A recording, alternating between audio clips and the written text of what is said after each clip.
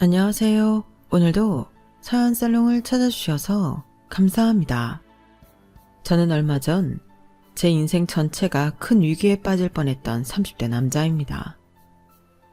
이런 곳에 제 이야기를 보내는 건 처음인데 도저히 혼자만 끙끙 앓기에는 너무 힘들어서 대나무 숲에라도 제 얘기를 해보자 라는 심정으로 글을 쓰게 되었어요. 뉴스에서나 볼 법한 일을 실제로 겪게 되니 아직도 등골이 서늘하고 심장이 떨리네요. 저와 같은 피해자가 또 나오지 않도록 용기를 내어서 제 경험을 말씀드리니 부디 이걸 듣는 여러분들은 끝까지 들어주시고 제가 겪었던 그런 일을 겪지 않으시길 바라겠습니다. 제 직업은 회계사인데요. 사람들은 제 직업만 들으면 왜 30이 넘도록 연애도 많이 안 해보고 결혼도 안 했는지 궁금해하지만 실제로 절 보면 단박에 안타깝다는 눈빛을 보내시곤 합니다. 저도 그 이유를 뼈저리게 알고 있어요. 왜냐하면 저는 남자치고도 키가 상당히 작고 몸집이 왜소한 편이거든요. 저는 어려서부터 눈에 띄게 왜소한 체격을 가지고 있었고 그 영향으로 어려서부터 굉장히 소심한 성격으로 자랐어요. 학창시절에는 좋아하는 여자한테도 여러 번 차였고 20대 때 했던 몇 번의 연애는 좋은 기억이었던 적이 별로 없었을 정도였죠. 그런 상태로 30이 넘어가니까 더 이상 제 인생에 연애는 없구나 하고 깨달아지더군요. 그래서 그때 이후로는 여자를 만날 생각을 아예 접고 살았죠. 어차피 혼자 살기 풍족할 만큼의 돈은 벌다 보니까 저는 여러 가지 취미 활동을 했는데요. 그중 가장 잘 맞았던 것이 바로 사진을 찍는 것이었어요. 카메라로 다양한 순간을 포착하는 것이 정말 재미있었고 제 성향에도 너무나 잘 맞았다 보니 실제로 사진 찍는 것을 직업으로 하는 프로 사진 작가분들과 친분도 생기게 되었죠. 프로인 분들이 봐도 제 실력이 나쁘지 않았는지 하루는 그중 한 형이 이런 부탁을 하더군요. 야 준현아, 너 내일 저녁에 잠깐 시간 되냐? 나 일이 들어왔는데 네가 대신 촬영 좀 해줄래? 제가요? 형 일을요? 그래, 너 하는 거 보면 프로 못지 않아. 어려운 사진은 아니니까 우리 스튜디오 직원이라고 얘기하고 한 번만 가줘. 그 건 일당은 너한테 줄게. 내 이름 걸고 받은 거라. 너 어디 가서 이런 보수 받고 촬영하는 거 쉽지 않다. 한 번만 도와줘. 그래도 되는 거예요? 괜히 나중에 문제 생기면. 괜찮아. 업체도 아니고 개인이라서 나중에 문제되면 그때 수습하면 돼. 그리고 너 정도 실력이면 애초에 문제 삼을 일도 없을 거야. 내일이 우리 결혼기념일인데 지금 알았다. 야, 네가 한 가정 지킨다고 생각하고 한 번만 도와줘. 내일 시간 되는 거 맞지? 아, 네, 알겠어요. 떨떠름하긴 했지만 문제가 생기면 형이 책임을 지겠다는 말에 마지못해 알겠다고 했죠. 사실 그동안 그 형한테 얻어먹은 술값만 해도 몇 개월치 월급이었고 평소 절 많이 챙겨줬던 형이기에 거절하기가 어려운 것도 있었어요. 어쨌든 촬영 현장에 갔는데 특이하게도 저녁 촬영이었고 스튜디오 안에서 촬영을 하게 되었는데요. 모델분은 정말 예쁜 여성분이었어요. 다양한 옷을 입는 걸로 봐서는 쇼핑몰 사진인 듯 했고 얼굴이 안 나오게 찍어달라고 하셔서 옷 위주로만 촬영을 했습니다. 최대한 아마추어인 티를 내지 않으려고 노력은 했지만 마음속으로는 벌벌 떨면서 촬영을 했죠. 불안한 마음에 촬영을 하고 나서 결과물을 보여줬는데 다행히 모델분은 마음에 들어 하셨고 그렇게 촬영은 잘 마무리가 되었어요. 보정부는 다음 주까지 드릴게요. 한 일주일에서 열흘 정도 걸려요. 네, 천천히 주세요. 급한 건 아니라서요. 식사는 하셨어요? 아니요, 아직. 그럼 저희 저녁이라도 같이 먹을까요? 촬영한다고 밥을 안 먹고 왔더니 너무 허기지네요. 저도 촬영 내내 긴장했던 탓에 굉장히 배가 고픈 상태였기에 그녀의 제안을 받아들여 근처에 있는 국밥집에서 함께 식사를 하게 되었는데요. 그때까지만 해도 사실 별 생각은 없었어요. 그냥 서로 배가 고프니까 밥을 먹는 것 뿐이었죠. 그런데 식사를 하면서 서로 어색하지 않게 몇 마디 얘기를 하는데 생각외로 너무 잘 맞는 겁니다.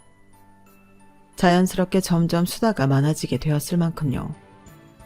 그녀는 원래 그날 기분이 좋지 않았는데 마음이 맞는 사람을 만나서 너무 좋다며 2차를 제안하더군요.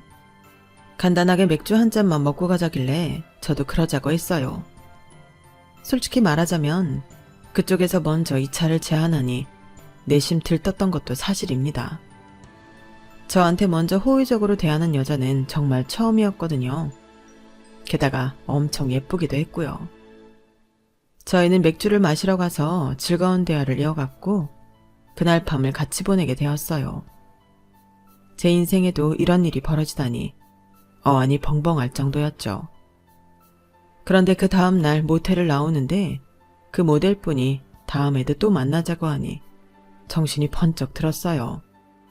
저는 사진작가 형을 대신해서 그녀를 만났던 건데 다음에 또 만나면 처음에 거짓말을 했던 게 들키게 될까봐 걱정이 되었거든요.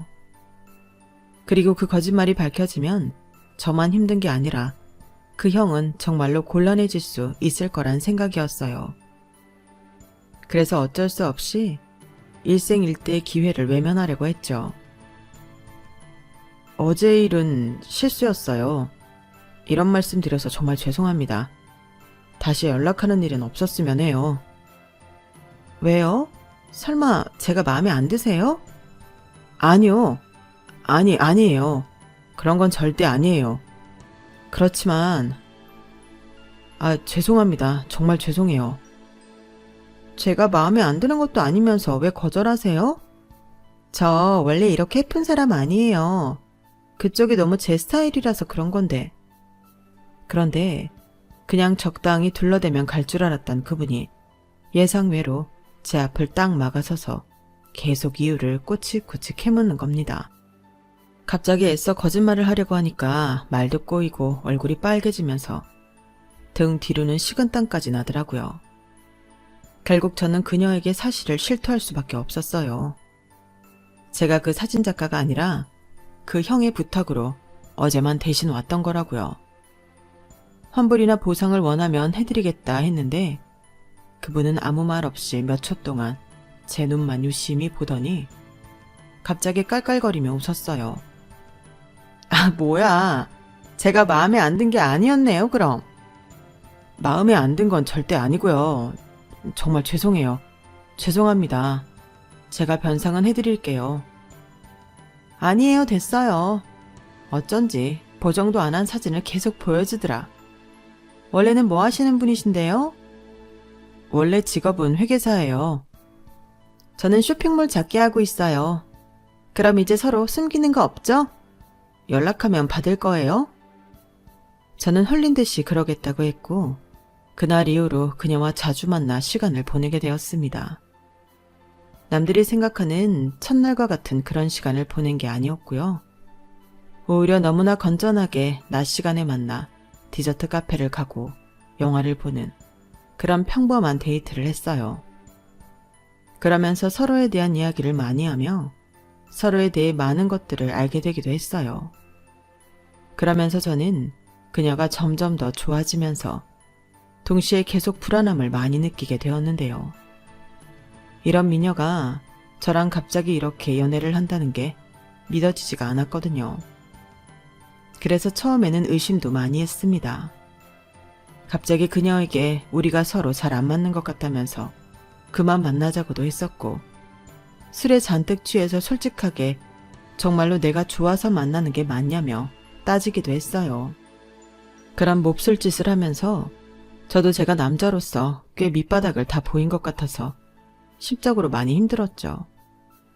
하지만 그녀는 그럴 때마다 정말로 저라는 사람을 좋아하는 거라며 올곧게 말해주었고 항상 변함없이 잘해줬어요. 나는 솔직히 그동안 내 겉모습만 보고 껄떡거리는 남자들만 봐왔어. 당신같이 순수한 사람은 정말 처음이었고. 그래서 좋았어. 그런데 왜 자꾸 나를 밀어내려고만 해? 혹시 내가 싫어? 일부러 나 떼어내려고 돌려 말하는데 내가 눈치가 없는 건가? 그런 건 절대 아니야. 그냥 당신은 지나다니는 사람들이 한 번씩 쳐다볼 정도로 너무 예쁜데 당신 같은 사람이 나한테 잘해주니까 믿어지지가 않아서 그랬어. 내가 미안해. 나는 정말 순수한 마음으로 당신을 좋아하는 거야. 다른 사람 눈치는 그만 보고 우리끼리만 행복하게 지내면 안 돼? 제 눈을 보면서 진지하게 이야기하는 그녀를 보며 저는 그때부터는 제 마음의 소리보다는 그녀의 진심을 믿기로 했죠. 그리고 괜한 의심을 했던 과거가 미안해 그녀에게 더 잘해주려 노력했어요. 반년 정도 시간이 지나가자 저희는 어느새 평범한 커플들과 똑같아질 수 있었죠. 그러자 여자친구의 새로운 모습도 알게 되었는데 보기보다 질투가 많았다는 거였습니다. 연애 초기보다는 투정도 많이 부렸고요. 그런 모습들이 그 당시 제 눈에는 얼마나 귀엽고 사랑스러웠는지 몰라요. 둘이 있을 때면 다른 여자에겐 눈도 못 돌리게 하고 쉬는 날마다 자기를 만나달라고 하는 것도 그만큼 절 좋아해서 그런 거라고 생각했거든요. 그리고 여자친구는 저에 대해서 일거수일투족을 전부 알고 싶어 했어요. 치, 오빠는 나보다 핸드폰이 더 좋아? 아니 잠깐만. 미안해. 사무실에서 연락이 와갖고. 나랑 만날 때 핸드폰 좀 안 봤으면 좋겠는데? 이제 됐어. 중요한 건 다 전달했으니까 이제 핸드폰 안 볼게. 보여줘봐 핸드폰. 여자친구는 핸드폰 안에 메신저나 메일 내용 등을 하나하나 뒤져가면서 확인하더니 특이한 내용이 있으면 그 내용에 대해 묻거나 웃기도 했어요. 그렇게 핸드폰 검사를 끝낸 후엔 자신의 가방에 제 핸드폰을 넣어버렸죠. 처음엔 제 핸드폰을 확인하는 게 부담스럽다고 생각이 들기도 했는데 곧 저랑 모든 걸 공유하는 여자친구와 더 가까워지게 되었어요. 여전히 여자친구는 언제나 상냥했고 오히려 제 모든 것을 아는 사람과 속내를 털어놓는다는 것이 더 깊은 사랑을 느끼게 되더군요. 그래서 나중에는 아예 제 핸드폰 비밀번호를 여자친구한테 알려주기까지 했어요. 덕분에 여자친구는 편하게 저와 제 주변 사람들에 대한 메신저를 살펴보다가 제 친구들과의 단체 톡방에서 여자친구를 보여달라는 내용을 보게 되었는데요. 여자친구는 다른 사람들 앞에서 자기 얘기를 이러쿵저러쿵 얘기하는 게 싫다며 차라리 친구들을 만날 때마다 자기를 데리고 가라고 했어요. 그래서 나를 잡고 친구들에게 여자친구를 소개해 주기로 했죠. 처음 여자친구를 친구들에게 소개해 준 날, 친구들은 하나같이 깜짝 놀랐습니다. 어떻게 여자도 제대로 못 만나던 쑥맥 같던 제가 이렇게 예쁘고 성격 좋은 여자친구를 만날 수가 있냐면서요.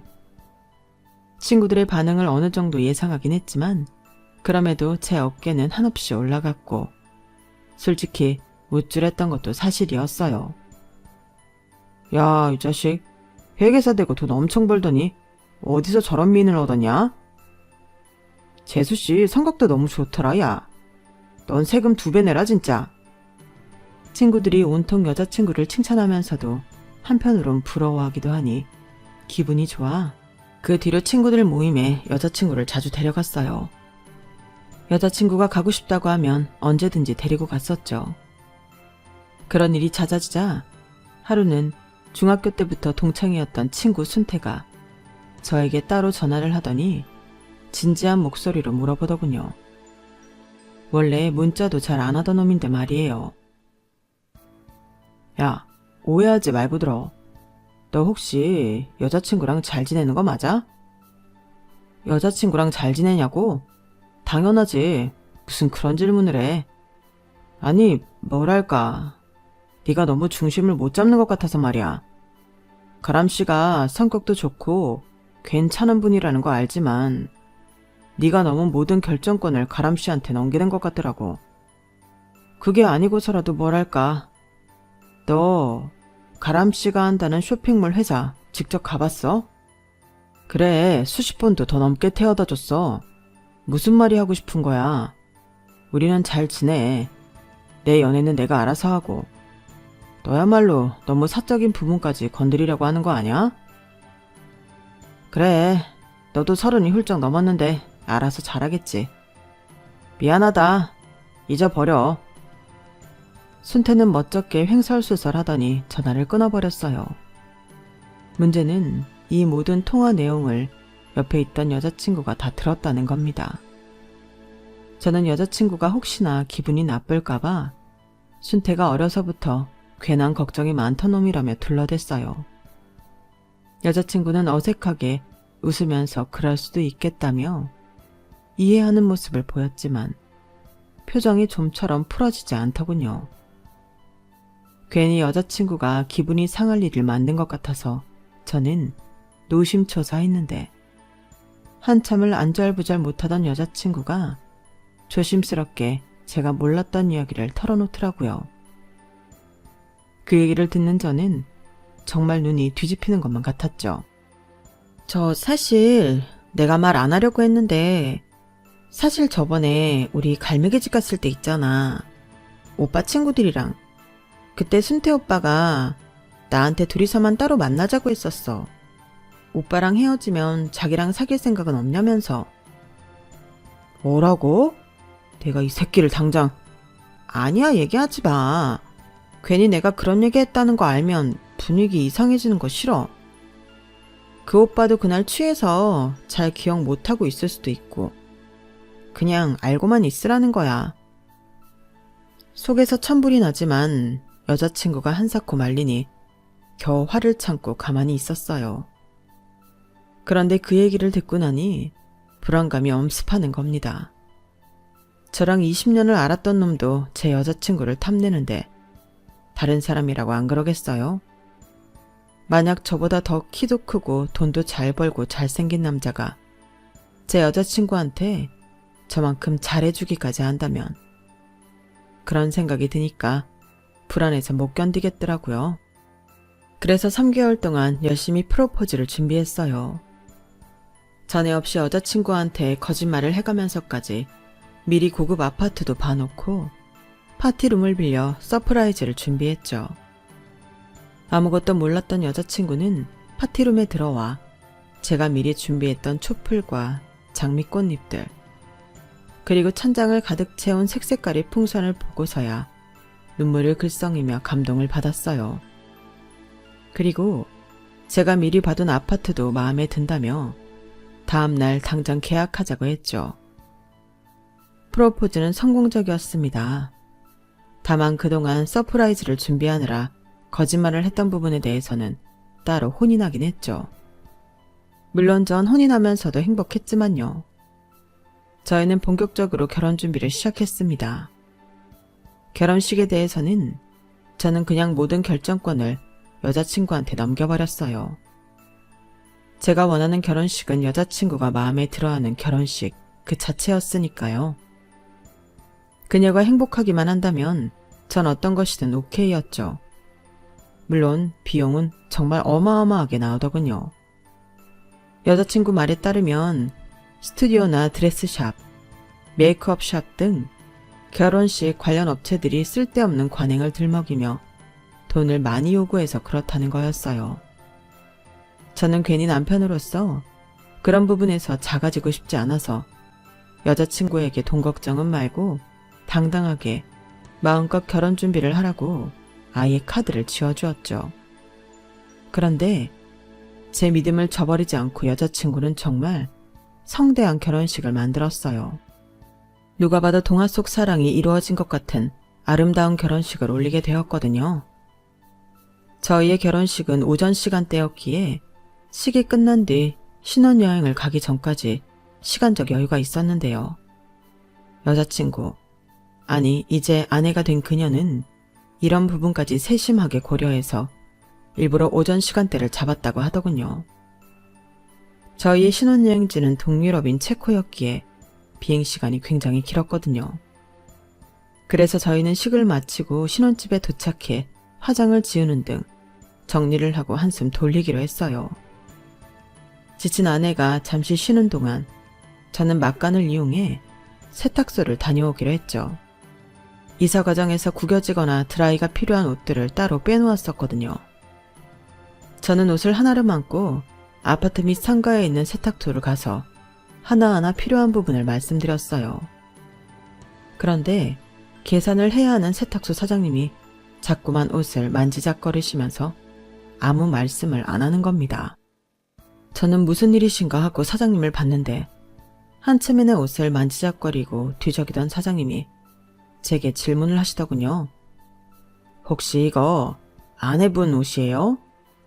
네, 그런데요.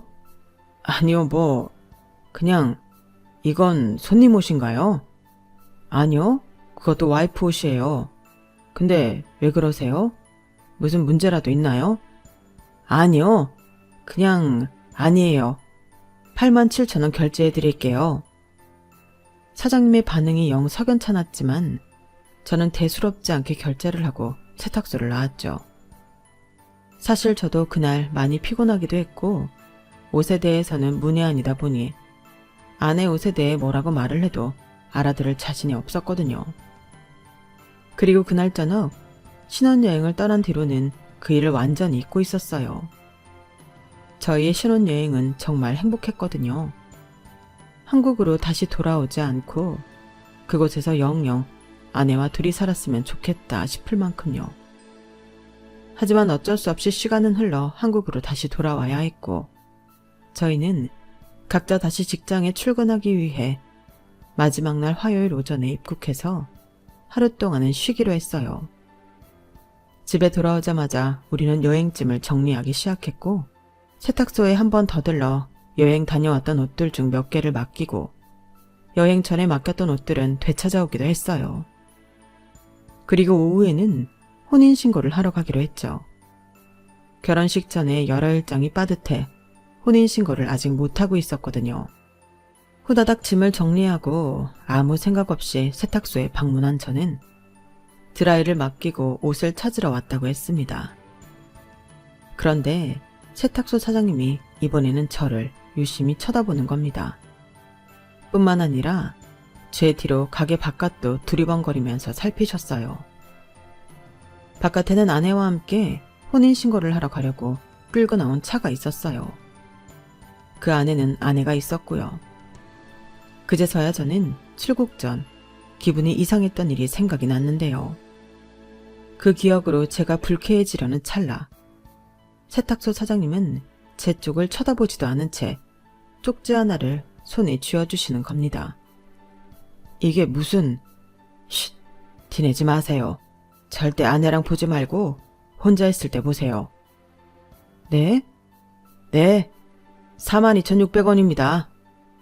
황당한 제가 뭐라 질문을 하려고 해도 사장님 표정이 워낙 단호하고 그 순간 또 다른 손님이 들어와 사장님께 말을 거느라 저는 자초지종을 물어볼 수가 없었어요.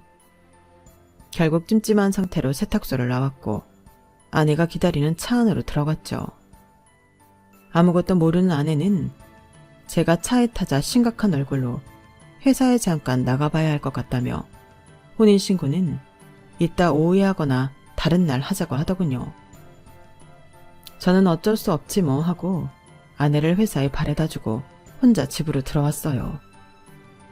혼자 집에서 아내를 기다리며 쉬고 있는데 아무리 무시하려고 해도 세탁소 사장님이 주신 쪽지가 계속 생각나는 겁니다. 보지 말고 버릴까 싶기도 했는데 이상하게 그렇게도 못하겠더라고요. 그래서 저는 왠지 모를 긴장감을 이겨내고 그 쪽지를 펼쳐보았어요.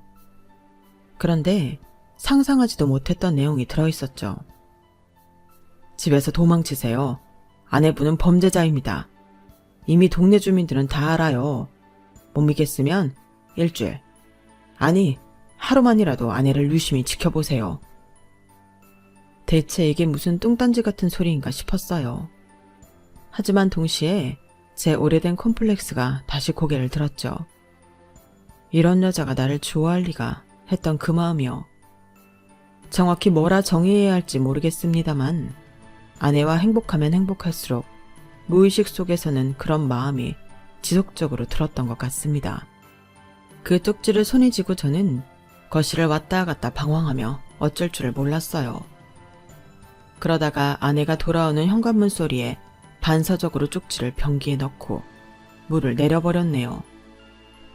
다행히 아주 작고 얇은 쪽지였고 아내는 달라진 제 안색을 눈치채지 못한 것 같았어요. 돌아오자마자 일을 한 아내는 피곤했는지 일찍 잠이 들었고 저는 눈이 벌게진 채 뜬 눈으로 밤을 새웠습니다. 그리고 오전에 충동적으로 하루 더 연차를 내겠다고 결정해버렸어요. 회사에서 당연히 욕을 먹었지만 그런 게 중요한 게 아니었죠. 저는 출근하는 척만하고 차를 집 근처 공영 주차장에다가 주차한 뒤 다시 집으로 돌아와 집 앞 복도 계단에 걸터 앉았습니다. 아내는 곧 평소처럼 출근할 텐데 나 혼자 이게 뭐 하는 짓인가 싶은 생각이 들 때쯤이었어요. 아내가 출근을 하는 대신 누군가 우리 집 초인종을 누르더군요. 제가 충격을 받았던 건 인터폰에서 흘러나오는 아내의 낯선 목소리였어요. 아이씨, 지랄 말고 비번 누르고 들어와. 나 바빠. 초인종을 누른 사람은 뒷모습만 봐도 덩치가 꽤 있는 사람이었고 팔이며 목덜미며 문신이 가득한 남자였어요. 그 남자는 낄낄 웃으며 익숙하게 도어락 비밀번호를 눌러 문을 여는 겁니다. 아무리 그래도 새 집인데 이렇게 문 열고 들어가는 건 예의가 아니잖아. 아이씨고 웃기고 있네. 그 말을 끝으로 문은 닫혀버렸고 저는 엄청난 충격을 받고 그 자리에서 꼼짝도 할 수 없었어요. 다리가 후들거리고 떨려와서 계단에 다시 철푸덕하고 주저앉아버렸죠. 머릿속이 엉망진창으로 복잡해지면서도 동시에 아무 생각도 못하겠더라고요. 제가 방금 보고 들은 것이 그냥 아무것도 아니라고 생각하고 싶었지만 도저히 그럴 수가 없었어요. 사람이라면 촉이라는 것이 있잖아요. 생각도 싫은 상황이 집안에서 벌어지고 있구나 하는 강한 확신이 들어서 더 정신을 차릴 수가 없더군요. 체감상 20-30분 정도가 지났던 것 같습니다. 저는 겨우 정신을 차리고 그 자리에서 112에 신고를 했어요. 집에 누군가가 무단 침입을 했다고요. 경찰은 10분 15분 내로 도착하겠다고 대답했고 전 경찰에게 저희 집 현관과 도어락 비밀번호까지 전부 알려주었죠. 그리고 약 5분 정도 심호흡을 하고 후들거리는 심장을 부여잡고 현관문을 열었습니다. 그 순간을 지금까지도 잊을 수가 없네요. 제가 집 안으로 들어섰는데 집 안에 있던 두 사람은 현관문 소리를 듣지 못한 것 같았어요. 안방에서 두 사람이 같이 있는 소리가 들리더군요. 제가 안방문을 발로 뻥 차고 들어가자 두 사람은 화들짝 놀라서 저를 쳐다보더군요. 아내는 정말 눈이 튀어나올 정도로 놀라서 말도 제대로 못하고 절 쳐다봤어요. 저는 살면서 그렇게 분노해 본 적이 없었던 것 같아요. 제가 들어도 깜짝 놀랄 만큼 소리를 질러댔거든요. 당신이 어떻게 나한테 이럴 수 있어? 출근도 안 하고 우리 신혼집에서 대체 무슨 짓이야? 우리 신혼집에서 여기로 이사한 지 한 달도 안 됐는데 저 인간이 우리 집 비밀번호는 또 어떻게 알고 있냐고? 언제부터야? 언제부터 날 속여온 거냐고? 얼마나 날 호구로 알았으면 이딴 짓을 벌여? 아니야. 여보 오해야. 이 사람은 그냥 아는 오빠인데 여보가 생각하는 그런 상황이 아니야. 우린 아무 사이 아니라고.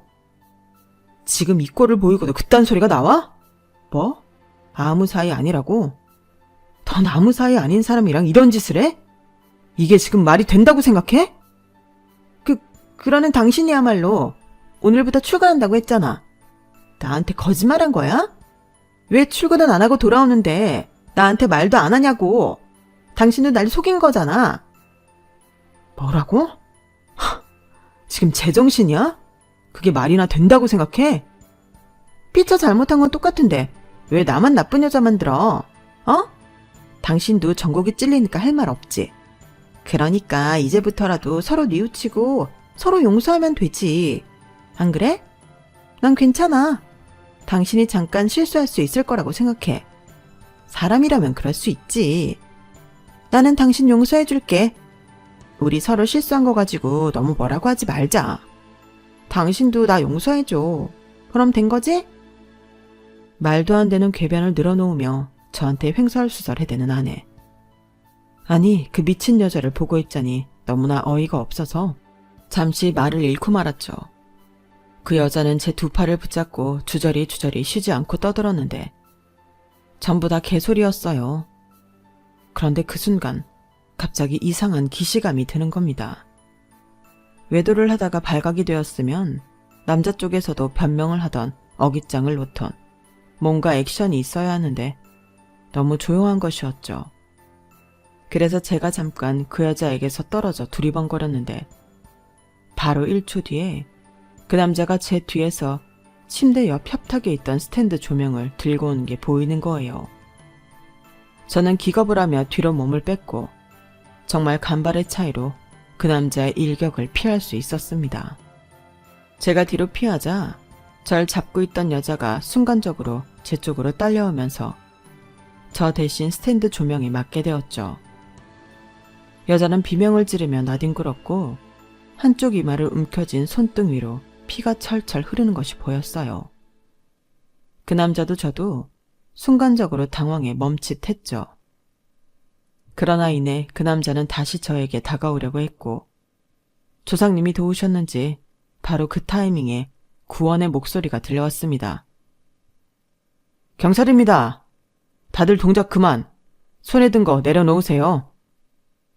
문신이 가득한 그 남자는 경찰을 보더니 욕지거리를 뱉었고 이내 장정의 경찰 2명이 후다닥 다가와 그 남자를 제압했어요. 한 손에는 무기를 들고 있고 다른 한편에는 이미 그 무기에 맞은 피해자가 피를 철철 흘리며 뒹굴고 있으니 그 남자는 빼도 박도 못하는 현행범이었죠. 쇠고랑을 찬 남자가 안방 밖으로 들려가는 사이 한 경찰이 제게 다가와 괜찮냐고 물어보았어요. 저는 창백해진 얼굴로 겨우 안도의 한숨을 쉬며 괜찮다고 했습니다. 그 경찰은 곧이어 바로 제 아내였던 여자를 부축하며 괜찮냐고 물어보았는데요. 피해자분, 괜찮으세요? 피해자? 아니요. 저 여자는 한패입니다. 피해자가 아니에요. 저 남자가 절 죽이려다가 실수로 저 여자를 치긴 했습니다만 저 둘은 한패예요. 여기서 피해자는 저 하나뿐이에요. 살려주세요. 저 사람도 가해자예요. 저 말에 속지 마세요. 남편이랑 저 남자랑 둘이 짜고 절 죽이려 했어요. 그런데 갑자기 그 가증스러운 여자가 자기가 피해자인 척을 하는 겁니다. 머리에 피가 철철 나는 그 순간에도 자기가 살 국리만 도모하느라 한순간에 절 매도하는 거예요.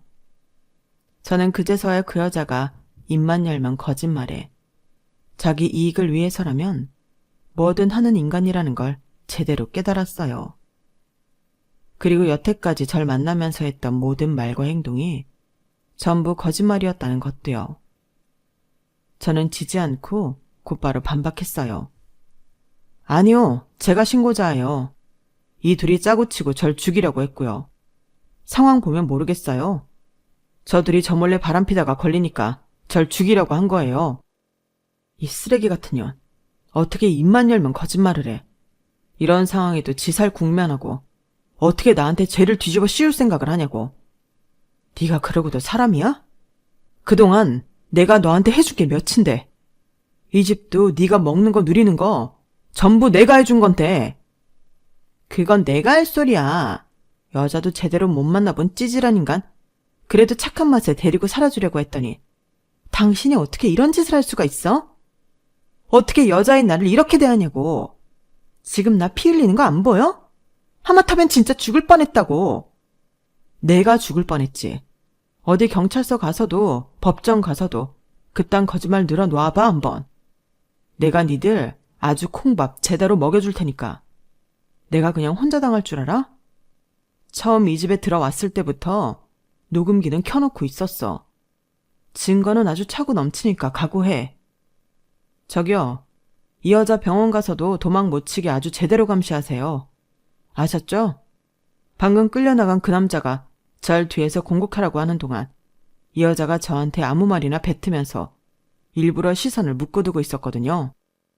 아주 지 살길 찾으려면 무슨 짓이든 할 인간이에요. 꼭 잡아두세요. 꼭이요.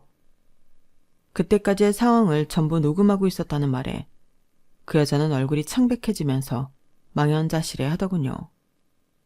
저는 경찰에게 2번, 3번 그 여자를 놓치지 말라는 말을 덧붙였습니다. 물론 저희 3사람은 전부 경찰서로 가서 조서를 써야만 했어요. 하지만 신고자가 저였다는 점과 제 녹취록, 그리고 아파트 복도 CCTV에 찍힌 저희 3사람의 모습을 증거로 저는 금방 경찰서에서 나오게 되었고 그 두 년놈들은 철창신세가 되어야 했죠. 그리고 저는 경찰서에서 나오는 그 순간부터 두 인간들에게 제대로 복수를 하기 시작했어요. 옷도 제대로 못 입고 끌려간 그 여자 덕에 저는 증거를 차고 넘치게 모을 수 있었던 것이었죠. 결과적으로만 보면 다행이긴 했지만 그 증거들을 모으는데 얼마나 기가 차던지요. 그 여자는 저랑 같이 살면서 핸드폰 잠금 설정도 해놓지 않았더군요. 절 얼마나 얕잡아봤으면 그랬겠나요? 핸드폰 안에는 애초부터 절 남편으로 보지도 않았던 걸 알 수 있는 대화 내용들이 차고 넘쳤어요. 아예 절 호구라고 부르더라고요. 야, 호구 내일부터 출근임. 아싸, 호구가 또 용돈 좀. 내일 양주시키자. 예, 한 5년 정도만 데리고 살면 될 듯. 호구 주제 돈은 잘 버니까. 밝힐 수 있는 메시지만 이 정도인데 사실 입에 담기도 싫은 더러운 말들이 훨씬 많았어요. 쇼핑몰을 운영한다는 것도 전부 거짓말이었습니다. 쇼핑몰 운영은커녕 얼굴이 안 나오게 찍은 사진들을 이용해 온갖 불법 사이트들을 꾸미고 있었더라고요. 말 그대로 양아치 무리들이 맞았던 것이죠. 제가 제출한 그 여자의 핸드폰을 통해 그 불법 사이트를 함께 운영한 다른 범죄자들도 일부 잡혀 들어왔고 그 년놈들은 그들 사이에서도 눈밖에 나게 된 것 같았습니다. 그 이후에 마주치게 될 때마다 전에 없이 불안에 떠는 모습을 볼 수 있었거든요. 그 영악하고 교활한 여자는 갑자기 전략이 바뀌었는지 저를 볼 때마다 최선을 다해 불쌍한 척을 하기도 했습니다. 마치 그렇게 하면 제가 동정심에라도 소송을 취소할 거라고 생각하는 것 같았어요. 여보 미안해. 내가 잠깐 미쳤었나 봐. 그때는 나도 이상한 친구들한테 물이 들어서 그랬어. 근데 우리가 함께했던 시간들이 전부 거짓은 아니야. 정말이야. 난 정말 당신 사랑했어. 우리 좋았던 기억 떠올려보면 당신도 알잖아. 그때 내 마음은 다 진심이었다니까? 웃기고 있네. 내가 그동안 네 년이 한 카톡을 전부 봤는데도 거짓말을 해? 넌 나랑 결혼식 준비하면서도 내 카드로 네 사리 사용만 채우고 있었잖아. 내가 아직도 모를 거라고 생각했어? 나랑 만나는 동안에도 결혼 준비하면서도 심지어는 신혼여행지 가서도 내내 네 저급한 친구들이랑 나를 비웃었잖아. 그리고 네 이름이며 나이며 네가 말한 과거 전부 거짓말이었던 거 이제 다 알아. 왜? 앞으로 너랑 어울리던 그 불량한 인간들까지 척지게 생기니까 겁은 나나 보지? 그건 다 내 진심이 아니었어. 정말이야. 여보, 제발 소송 좀 취소해줘. 어? 이만하면 벌도 받을 만큼 받았잖아. 제발 부탁이야. 내가 이렇게 빌게. 응? 무릎도 꿇고 빌게. 제발. 내가 왜?